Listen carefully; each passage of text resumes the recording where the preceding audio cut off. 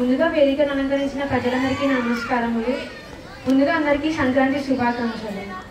మన దేశంలో ప్రతి పండుగకి దానికి గల మూల కారణాలు మన దేశంలో ఉన్నాయి. అటువంటిది సంక్రాంతి పండుగ కూడా. అసలు సంక్రాంతి పండుగ జరుపుకునే విధానం ఎలా మొదలుపెట్టారంటే, పూర్వం రైతులు వ్యవసాయం చేసినప్పుడు పంటలు పండించేవారు. అలా పంట చేతికి వచ్చినప్పుడు ఆనందంతో సంబరాలు చేసుకునేవారు. ఆ విధంగా సంక్రాంతి పండుగ ఏర్పడింది.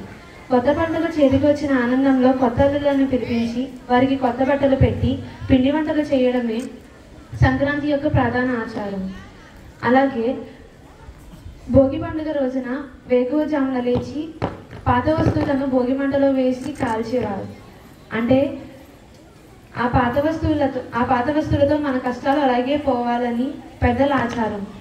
ఈ సంక్రాంతి పండుగ ముఖ్యమైన ప్రధానమైన కారణం ఏమిటంటే, దేవతలను పూజిస్తారు అన్ని పండుగలలో. కానీ సంక్రాంతి పండుగలో మాత్రం పితృదేవతలను ఆరాధిస్తాము.